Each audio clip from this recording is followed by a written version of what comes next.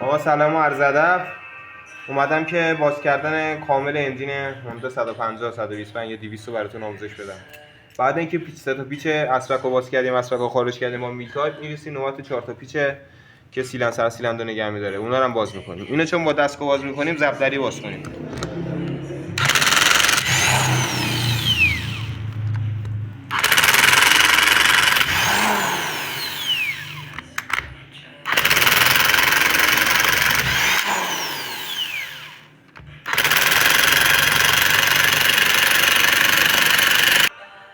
بعد اینکه 4 تا پیچ باز کردیم به صورت ضبطری، یادتون نره هم بستنی هم باز کردنی، میرسیم این قسمت پیچ نگهدارنده.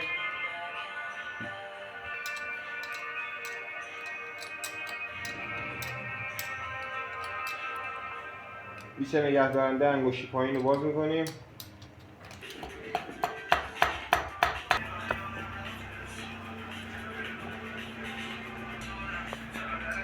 سر سیلندر در میاریم. سر سیلندر در آوردیم، داخل رو نگاه میکنیم که این موتور داخلش تمیزه. یه خورده چال رفتگی سوپاپ داره ولی تمیزه. بعد برای اینکه تست بگیریم ببینیم سوپاپ کامل آب بندی یا نه، از این قسمت یه خورده بنزین میریزیم، نگاه میکنیم. اگه بنزین نشت کرد یعنی سوپاپ آب بندی نیست و نیاز به آب بندی داره. پیستون موتور رو نگاه میکنیم، یه تکونی میدیم.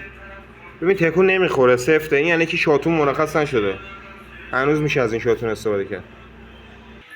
خب ما سیلندر رو میکشیم بیرون ولی اجازه نمیدیم که پیستون تو سیلندر در بیاد. چرا این کارو میکنیم؟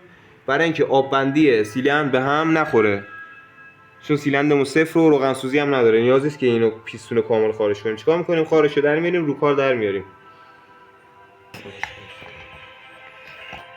خب به این صورت در میاریم. ببین رینگ هنوز داخل سیلندر، تا موقعی که این رینگ از تو این در نیاد این موتور آب بندیش به هم نمیخوره. یعنی تو موتور رو ببندی میتونی به این از همون اول گاز بدی هر چند تا دوست داری. بعد اینکه در آوردیم اینجا یه بار دیگه تست میکنیم. ببین شاتون بعد یه خورده به بغل بازی داشته باشه ولی بالا پایین اصلا نباید بازی داشته باشه. دوستان داره یا نه؟ نداره. خب بعد اینکه سر سیلندر در آوردیم و چک کردیم میرسیم قسمت بوبین ما گیرپاچ کرده این رو در نمیاد. ببین پدر فولکش هم در آورد. ما چند مدل فولکش داریم، حالا بعد یه دونه این چنگکیو بیاریم اینو باز کنیم چون الان تو راه داره میاد. واسه ما میریم که قسمتش رو باز کنیم. صفحه کلاجو با ما همراه باشید. باز می‌کنیم.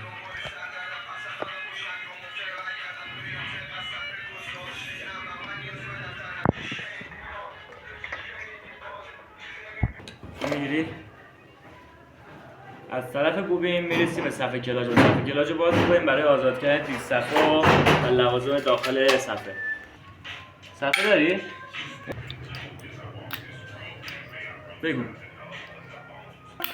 اوستا چرا داره صفحه رو اینجوری در میاره؟ من نباید این 4 تا پیچ رو با فنر رو باز کنی؟ ببین اول از همه که ما باید قیفی رو واکنیم. این 3 تا پیچ قیفی بریزه بیرون. بعد من نمیخوام این آب بندی صفحه‌های این موتور به هم بخوره، به خاطر همین اینجوری در میاریم. ببین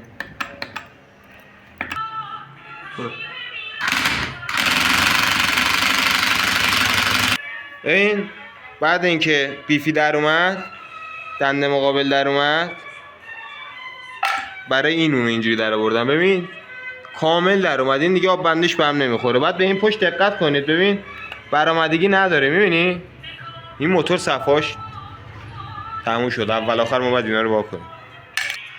خب بعد اینکه دنده بادامکی رو وا کردیم افتاد پایین، نوبت ستاره‌ای میشه. ستاره‌ای رو هم در میاریم. زیر ستاره یه دونه پین است که اینو نگه می‌داره. ببین اینجا سوراخش معلومه. اینو یه جا بذار گم نشه. این گم شه گرفتارت می‌کنه. چشم سلام و درود خدمت همه اساتید و استادا.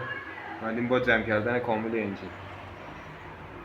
برای شروع ما از شفت هندل شروع می‌کنیم. شفت هندل خودش حاوی چند بخشه: فنر و خار و دنده و که حالا چیرمان اینو جدا من توضیح دادم. این خودش اصلا یه داستان جدا داره. برای جا زدنش باید اول مطمئن شیم از یه واشر تخت رو قرار میدیم. شفت هندل رو جا می‌ذاریم. قرم راحت. یه چرخش 180 درجه‌ای می‌خوایم بشینه توش. خب شفت هندل رو جا زدیم. گفتم یه چرخش 180 درجه‌ای جا می‌ذاریم. برای که مطمئن شی ببینید درست جا افتاده. این دنده بعد به راحتی بچرخه. بعد اون نوبت چیه؟ نوبت این باشر. این باشر برای چیه؟ برای که پوسته رو نخوره. میذاری روی. بعد جا زدن شفت هنده، شفت خروجی رو جا میزنیم که من چیدمان گیربکس رو یه بار جلو توضیح دادم، دیگه اینجا توضیح نمیدم. خب این از چیدمان گیربکسمون. ببین باید به همین راحتی بچرخه. زورمور نمیخواد دیگه. این هم که تکون بدی این میره دنده و همین راحتی هم باید دنده بخورم. این اینجا تمام. قبل اینکه بخوایم پوسته رو ببندیم مطمئن میشیم اویل پمپمون کار میکنه. ببین من این اویل پمپو دارم اینجوری تست میکنم. این گلگل میکنه یعنی که داره کار میکنه. بده. اون نمیشه. خب میرسیم این قسمت. این قسمت اول بوربینگا رو روغن کاری میکنیم. روغن به کافی بخوره. تست میگیریم. اینم کار تراشکاره، جا زدن دنده و اینش. جا میزنیم. برای جا زدن ضربه نزنین، اینو من زیاد گفتم. بعد نداره چکش و تق بکوبی رو اینا. اینجوری بازی بدی خودش میره تو. باید به همین راحتی بازی کنه.